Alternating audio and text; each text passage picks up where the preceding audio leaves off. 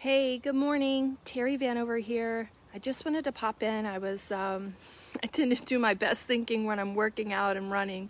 And I was thinking this morning about, and I was actually succinct in how I came up with what was the first step in overcoming my betrayal trauma? What's the first thing you have to do? And ironically, the first step is also the most difficult step. And what I recognized was when I was able to kind of finally process the betrayal trauma, it was when I stepped out of myself and recognized that the other person is suffering, is in pain.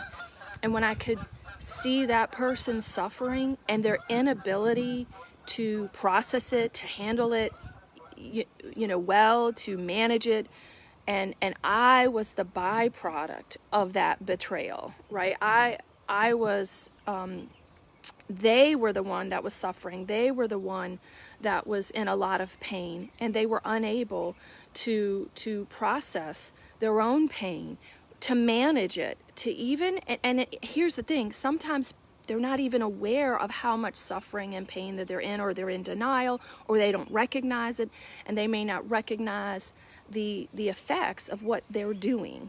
So when I was able to step back and see that pain for what it was and see that person suffering, it helped me to be more compassionate and understand what was really going on and why it was happening. And I was just a byproduct of that suffering that person was in. So that's the hardest step, though, because oftentimes we're in so much pain and anger and suffering that we can't even see outside of ourselves. So the key is to put in a practice, to put in the work on yourself so that you can step out of yourself and be able to see other people and other people's struggles and depersonalize that. And then the next step in the healing process is forgiveness. And I talk about forgiveness so much in my work.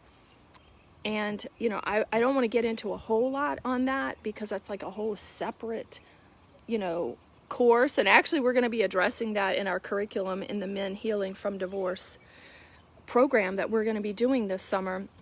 But forgiveness is not about the other person. Forgiveness is for you. And it's about you releasing the toxicity that someone gave to you, the negative feelings. It's not about putting down the healthy boundaries. And in fact, most of my clients, I have to teach them how to create healthy boundaries so that they're not continually suffering.